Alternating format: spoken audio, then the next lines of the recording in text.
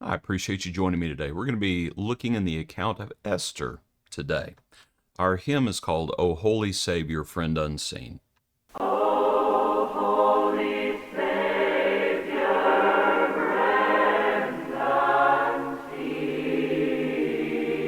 in long thine arms thou didst me lead. Help me throughout life's changing sea. My faith to cling to thee.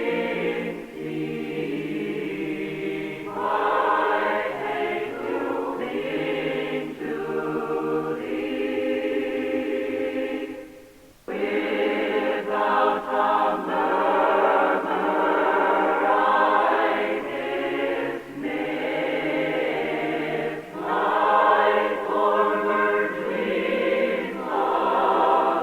I dismiss my former dreams of earthly bliss.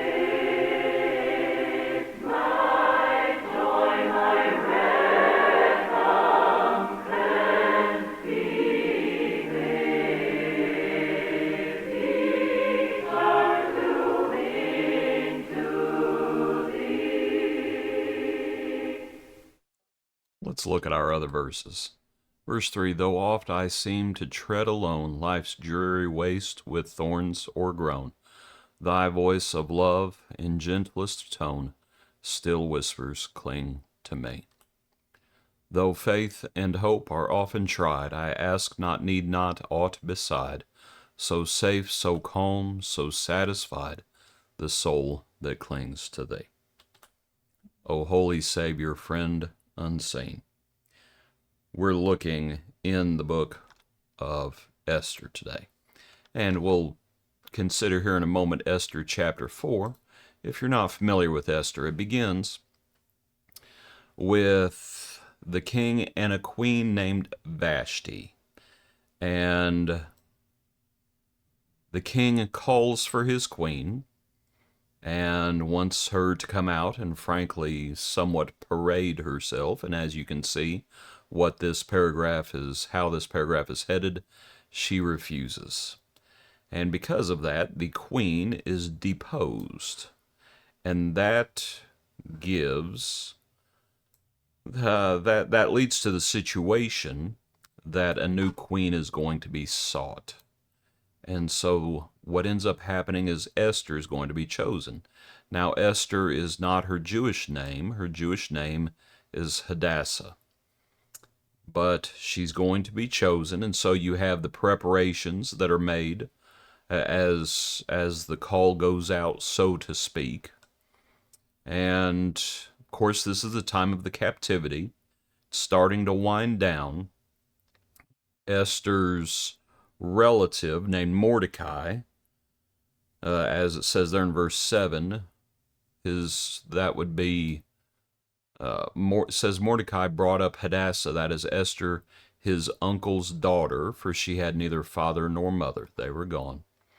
The young woman was lovely and very beautiful. When her father and mother died, Mordecai took her as his own daughter.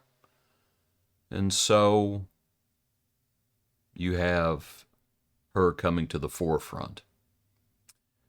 Mordecai then discovers a plot where the king is going to be assassinated. That's the plot. He finds it out and prevents it from happening. And so then we get into chapter 3. Because what happens in the book of Esther is that there's a man named Haman who's pretty high up in the government. And that's verse 1. And he demanded that everybody, frankly, bow down to him. Verse 2. But Mordecai would not do that. And it infuriates Haman. And so Haman concocts a scheme to kill all the Jews. And promises to give so much money into the treasury, such things as that. And it's just a sad picture. And so the decree is sent out. So the king, anyway, you might have some questions about the account because what's happening is Esther is not letting people know her ethnicity, that she is a Jew. And so it's pretty obvious Haman doesn't know. And I think one would have to say it's pretty obvious the king doesn't know. So anyway, so the law goes out, a copy of the document goes out that all the Jews are going to be exterminated.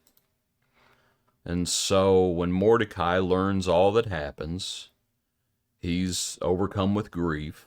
He's in the midst of the city, he's crying out, the loud and bitter cry. Esther's maids and eunuchs come and tell her what's happening, and the queen was deeply distressed, verse 4, so she sends garments to clothe Mordecai, sort of giving him a there. He would not accept them. And so you start having messengers going back and forth between Esther and her relative Mordecai. So Mordecai, verse 7, tells the messenger all that had happened and the sum of money that Haman had promised to pay into the treasury. He also gives him a copy of the decree that's been sent out to exterminate the Jews. And so Esther's told all these things. And so now Esther speaks to the messenger to pass on to Mordecai. Verse 11, all the king's servants, people of the king's provinces, know that any man or woman goes into the inner court to the king. If anyone does that, and they haven't been called, there's one law, and that's to put them to death. And she says, I have not been called to go into the king these 30 days. And so they tell Mordecai all these words. And so let's read verse 13 on. And Mordecai told them to answer Esther, do not think in your heart that you will escape in the king's palace any more than all the other Jews. For if you remain completely silent at this time, relief and deliverance will arise for the Jews from another place, but you and your father's house will perish, yet who knows whether you have come to the kingdom for such a time as this. Then Esther told them to reply to Mordecai, go, gather all the Jews who are present in Shushan and fast for me. Neither eat nor drink for 3 days, night or day. My maids and I will fast likewise. So I will go to the king, which is against the law, and if I perish, I perish. So Mordecai went his way and did according to all that Esther commanded him. Okay. And so she needs to take courage. They need to be faithful.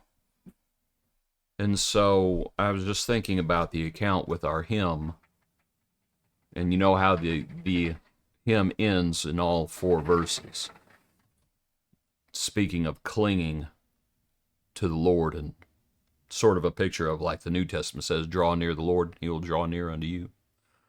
I believe that's Hebrews, if I remember correctly, but don't quote me on that one. But we are called to faithfulness. And so let's put it this way in pertaining to Esther. Circumstances change. For Esther, how had her circumstances changed? She was likely born in captivity, and so this may not completely apply to her, although you could obviously speak about her being just to go from a captive girl to being the queen, but to just think about to go from living in Judah, living in Israel, to then living in Babylon, or the other kingdoms, of course, that came after Babylon. Thinking of, all the kingdoms in the time of the captivity, from the Assyrians to the Babylonians to, of course, the Medes and the Persians, and then to the Greeks. We're in the times of the Medes and the Persians right now. Circumstances change. Good times, bad times. Easy times, hard times. What do you got to do? You got to cling to the Lord. You got to be faithful. It's one lesson to learn from the account. But also, to look back in our hymn, I was thinking about